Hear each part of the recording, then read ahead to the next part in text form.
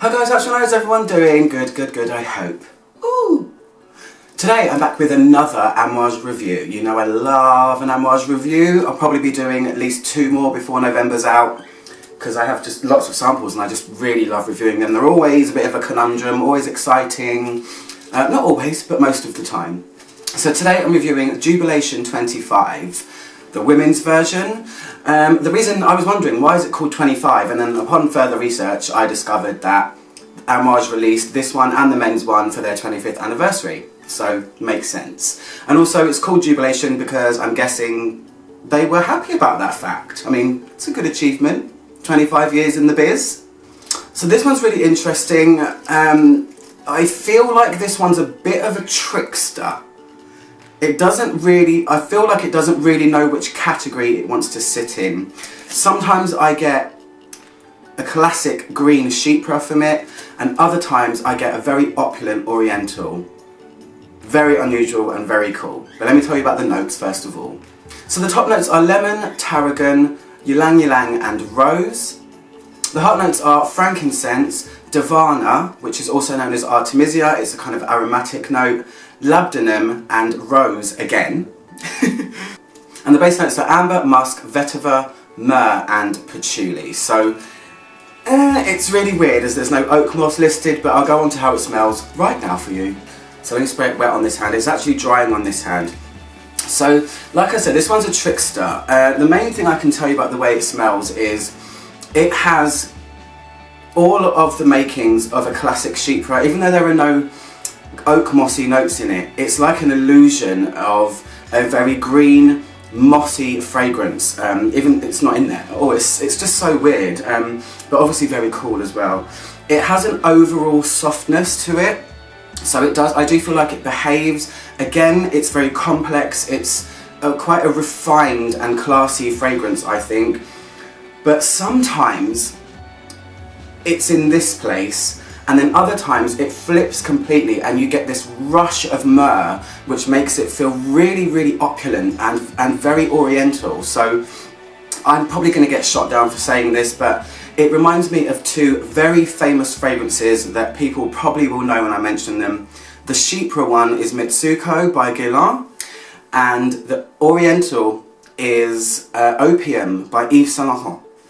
Sometimes it smells like it's got the DNA of Mitsuko in it, quite a lot actually, and then other times this myrrh that comes rushing forward makes me feel like the oriental style, makes me feel like it smells like the oriental style of Opium. Imagine those 2 fragrances in your head for a minute, smushed together if you've ever smelled them, except no peach. There's no peach in this, but it's definitely got the character of both. It's more on the Mitsuko side, but much richer because of all of the resins and the myrrh and the incense in it. So yeah, it really is like a smashed 2 together of those things. That's what I'll say for starters. Don't shoot me down, Amouage fans. Or Amouage. There's a very light aromatic feeling to it, and it feels kind of golden brown in colour to my nose, and a little bit green as well. And I can, like I said, I can feel there's a lovely smooth balsamic feeling to this coming from the more resinous notes in it, but it remains soft. Like I said, it behaves. I feel like this one doesn't, it could easily just go wild on your skin, I think, but as with Amouage, true to Amouage, they've kept it very refined, and there's almost a soft delicateness to it, even though it has got some really powerful notes in it. It does have a, I guess you could call it slightly vintage feel because of this oak mossy, even though it's not oak moss, but this chypre-like feeling.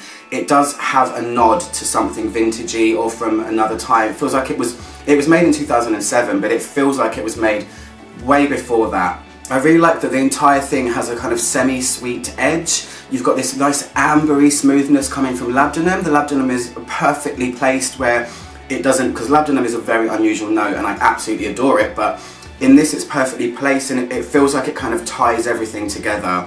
Added together with this smooth myrrh and then an incensey twist, without feeling super exotic, it just feels, it feels like everything is so super blended again, although sometimes it does pull you from side to side with Oriental and Chypre, but it always feels super blended and everything's perfectly placed. Again, Amouage, you are making me lose my words. I don't know what's going on.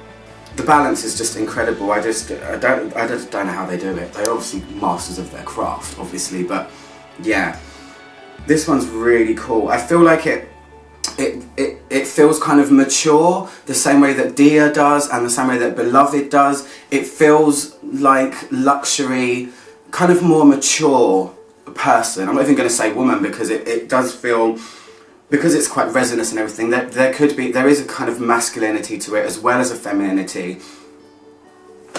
Sorry, my light just went off and my voice just cracked. It feels warm to me. It feels like warm wealth. That's the only way I can put it. This one's another real toughie. That's why I like to do it. It's like I'm challenging myself.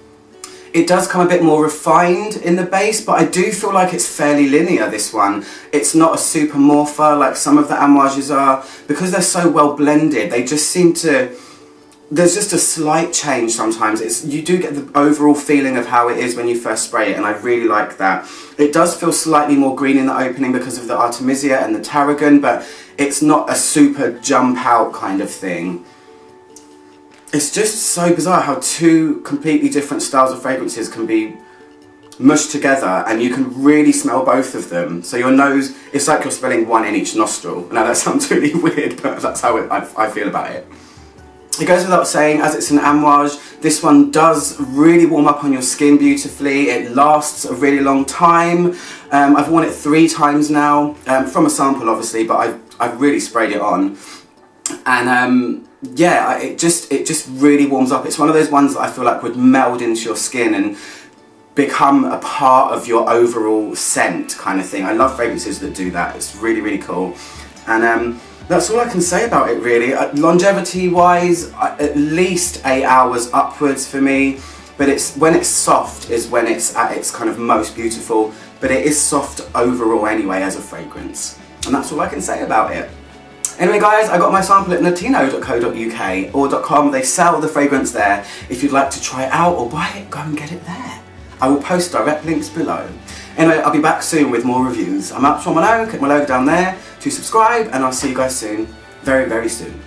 Very soon. Goodbye.